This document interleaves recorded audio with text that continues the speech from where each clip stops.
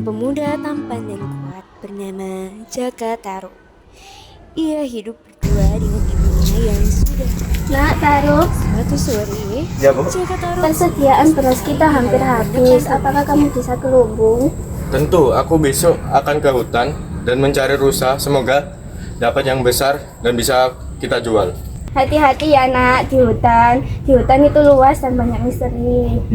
Tenang saja, Bu. Itu hanya cerita orang tua-tua saja. Keesokan paginya, Jaka Tarub pergi ke hutan.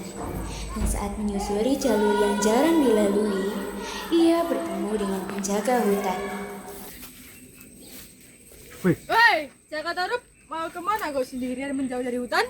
Oh, Pak. Saya mau memburu rusa. Apakah Anda melihat jejak-jejak rusa itu?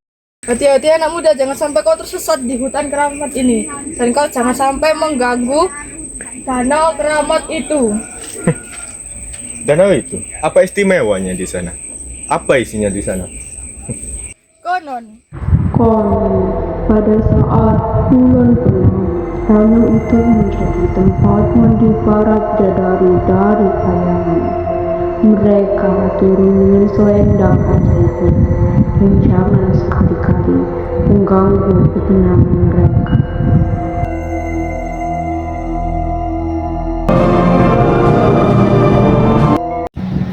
Tanpa sengaja, Jaka Tarub sampai di sebuah danau yang sangat indah.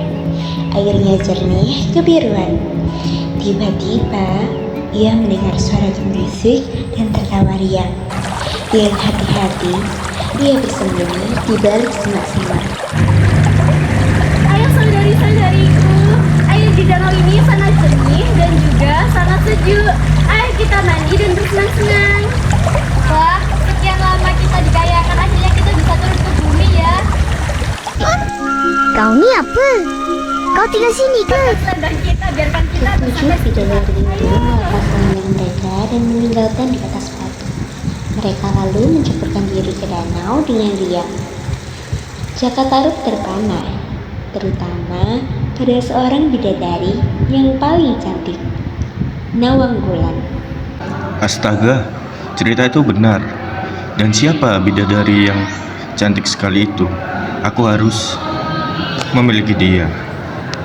Tanpa diketahui tujuh bidadari tersebut, Jaka Tarub mengambil salah satu selendang yang paling indah, milik Nawangwulan. Ayo saudari-saudariku, sebentar lagi matahari akan terbenam. Pintu kayangan akan tertutup, ayo. Para bidadari bergegas mengenakan selendang mereka dan satu persatu terbang ke langit.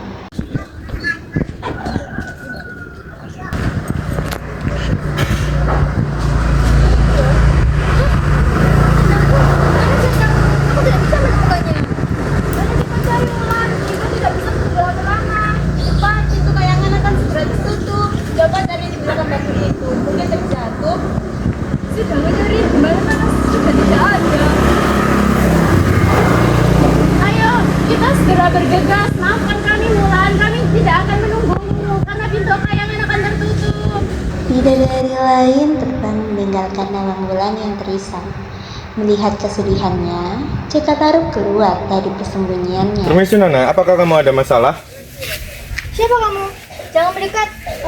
Aku sedang menjadi selendangku. Tenang Nona, aku tidak akan menyakitimu. Rumahku di belakang sana. Kamu bisa ikut denganku dan tinggal bersama ibuku sampai kamu menemukan selendangmu. Dengan berat hati dan tidak punya pilihan lain, Nawangwulan pun mengangguk dan mengikuti Jaka Tarub. Nawangwulan tinggal dan dirawat oleh keluarga Jaka Tarub.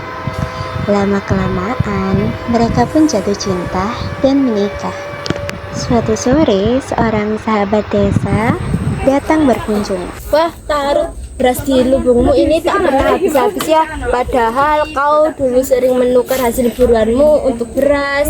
Semua berkat menantuku Sukir. Sejak Wulan yang mengurus di lubung itu, persediaan beras kita tidak pernah habis. Iyalah, istriku memang luar biasa. Suatu malam, ia mengintip istrinya yang sedang memasak nasi. Ajaibnya, sebutir beras itu langsung berubah menjadi banyak beras. Beberapa tahun kemudian, mereka dikaruniai anak bernama Nawangsari. Suatu hari, Nawangsari rewel dan tidak berhenti menangis. Saya jangan menangis. Ibu akan mengambil selendang yang cantik untukmu. Nawang Wulan tidak sengaja menemukan peti kayu, dan betapa terkejutnya ia ketika menemukan selendangnya yang hilang tersimpan rapi di dalamnya.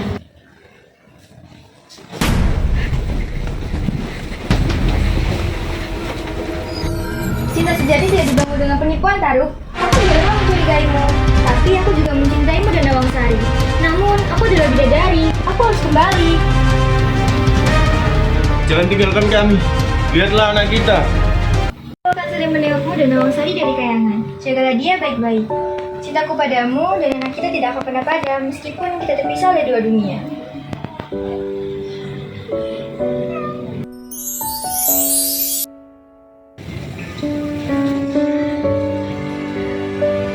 Wah, Wulan, aku sangat merindukanmu. Aku juga merindukanmu, Wulan. Tapi, aku tampak sedih. Mengapa? Ya, aku membuat kalian. Tapi aku sedih. Hatiku masih tertinggal di bumi. Jagataruk kini hanya bisa menyesal, sementara cinta mereka abadi dalam kisah legenda Jagataruk dan Nawang Wulan. Dari kisah Jagataruk kita belajar bahwa cinta tidak dibangun dengan pengkhianatan, tapi dengan kejujuran. Dengan pengkhianatan tidak akan membawa kebahagiaan, melainkan penyesalan.